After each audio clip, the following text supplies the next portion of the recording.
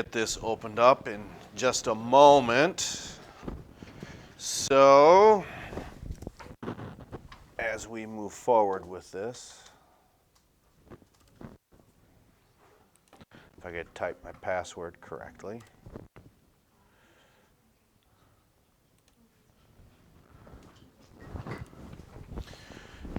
And one of the things I think this maybe resonates more so with the seniors because they've had the most exposure in this. But every time we start a new section, new chapter, new unit, whichever, I always like to say, what is the first thing that comes to mind? I know it says on your paper 9-1, 9-2. It's actually chapter 10. I meant to change that on your papers. But what comes to mind when you see the nervous system? Okay, the brain is part of it. That's true. What else?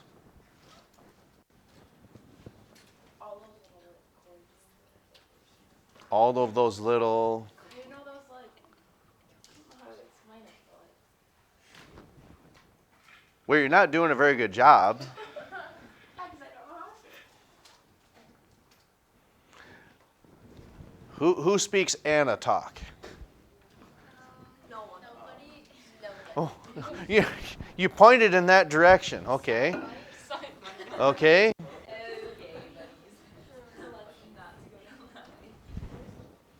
I seriously thought you pointed at Johnny. Oh, okay. It was just in that general direction. But those little things, you mean what? Like what? Nerve endings? Nerves? Neurons? I think Neurons, morons, whichever. I don't know. They kind of sound the same, don't they? Yeah. You know, it's a good thing we don't have... if you had a lot of people named Ron, you could say, that's all we need is more Rons. Morons. Yeah. Need more Rons around here. Okay? So, we talked about this last class period. Okay? And that is, when we talk about jellyfish, which are venomous. In your estimation, where is the worst place to be envenomated by an animal if it delivers pain to the human body? And in this case, let's say the eyes were covered. That would be horrible, yes. No. And not for the reason, you're thinking because it could stop the heart. No, but we're just dealing with pain. That's one. Someone said fingers. That's right.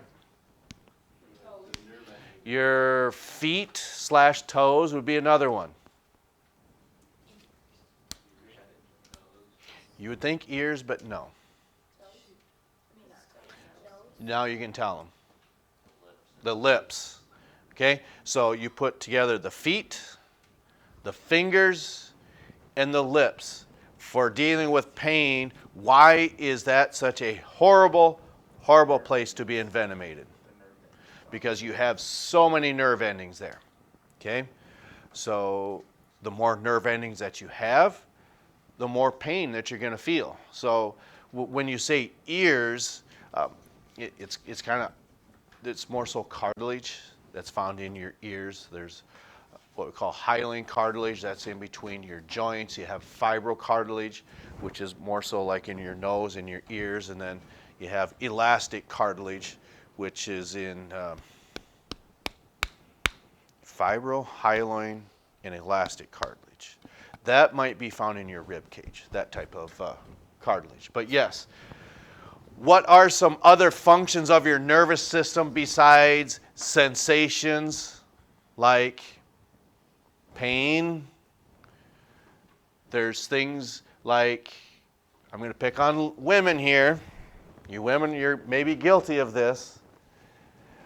What is perhaps some of women's guiltiest pleasure? Someone said it. Say it again. Chocolate. Is that true for all women? Is chocolate a guilty pleasure for you? And does anyone, so Does anyone think they might know why that is?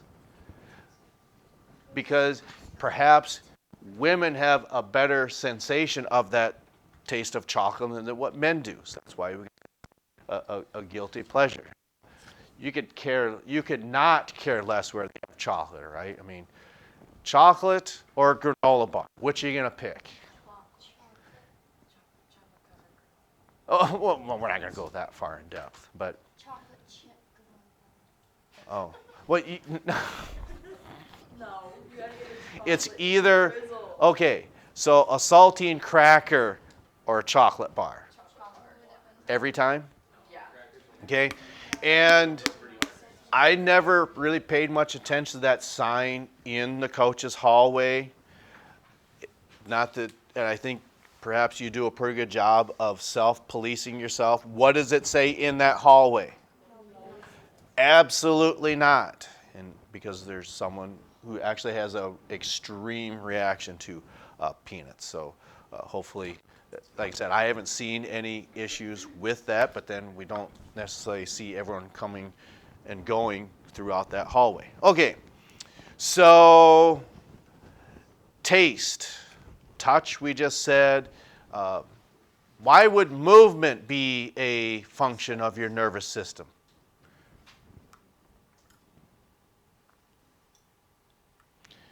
Because as you are fluttering our hands, scratching our head, I'm just looking at different, cracking our knuckles, I'm just seeing different types of movements that I see out there. How does that get accomplished? Your brain is telling what type of muscle? No.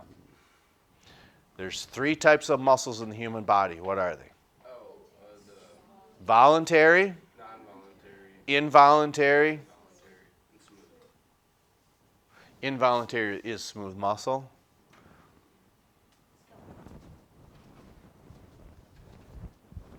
Should we know this?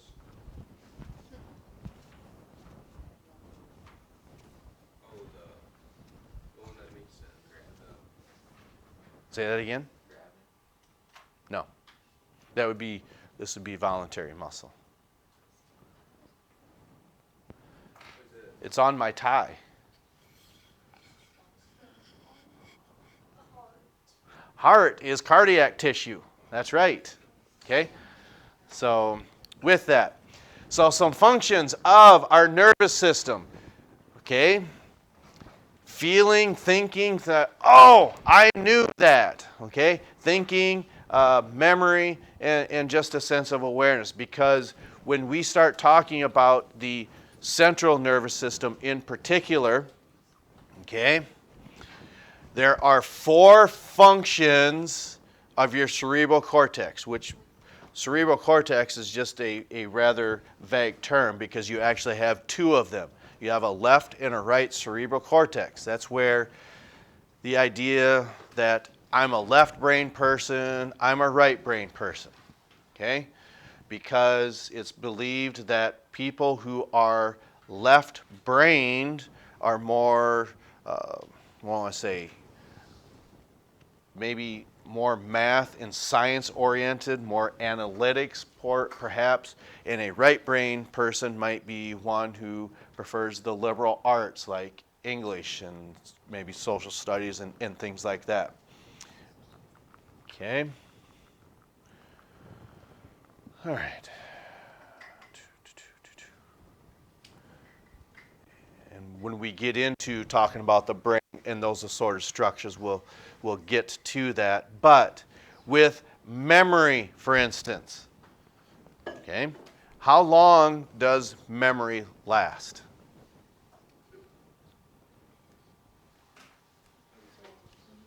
Depends how important it is. You're really close to answering that because if something is really important to you, is there more likelihood that you're going to remember it? Mm-hmm. So with that, that means memory must exist in 2 different types of states. What would that possibly be? No, not quick and yeah.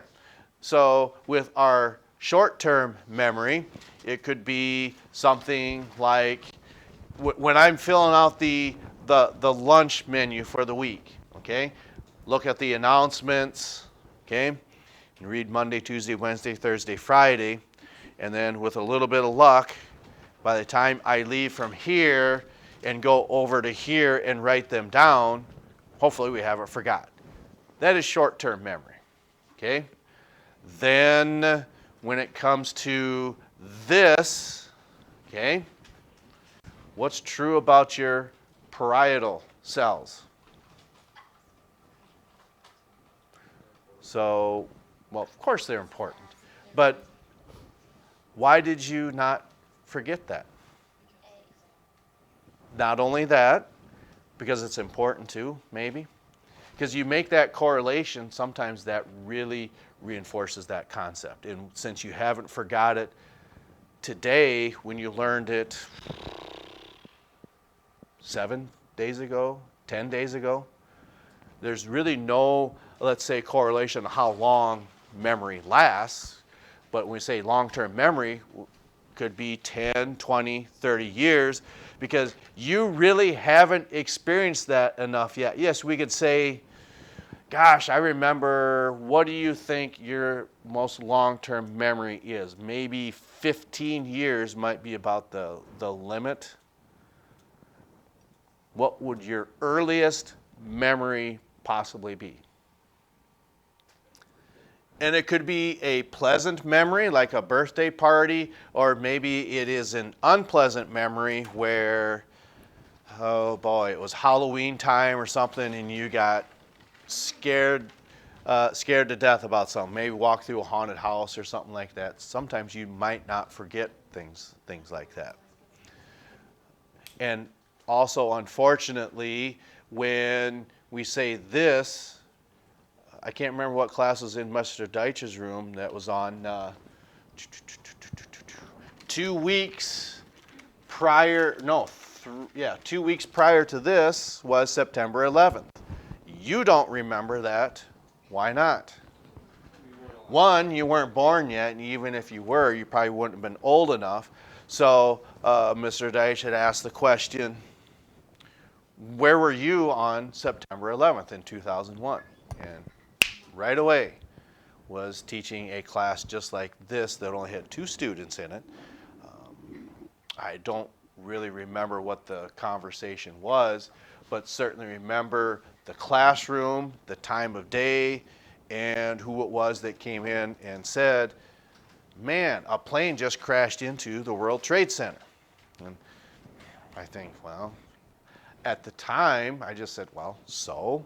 Because that's not the first time the plane actually crashed into there. It also was 5 years ago, a plane crashed into there and nothing really happened. It just wasn't as big of a, you could say, a passenger jet that actually did that on that day. So then when we say we will never forget, this was 22 years ago. So that is an example of long-term memory. Okay.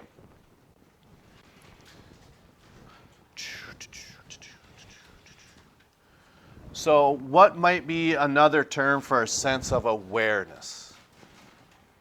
Perhaps being conscious or unconscious. That would be a general sense of awareness. And then finally, I kind of finally came full circle on something that I wanted to ask, but then I got off on this sidetrack. But should you think someone is having a stroke, you say lift their arms and this is what they do. Where's it at in the brain? What arm is up? Okay, so chances are, where's that stroke located? Yeah, because the left side of your brain controls the right side of the body. So just having just a basic, of course, just a very, very basic understanding. Some things will give you clues as to what might possibly be happening within the body. Okay.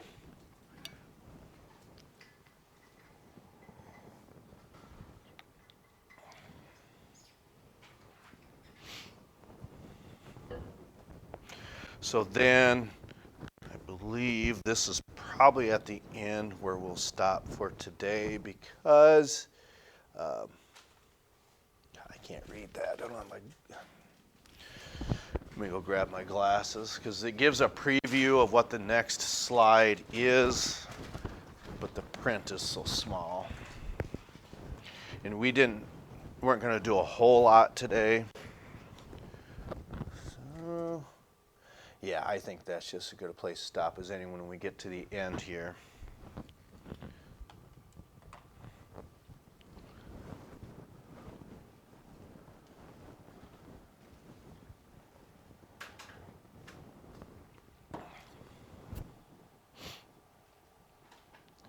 So we're not going to name the student, but Johnny was in here.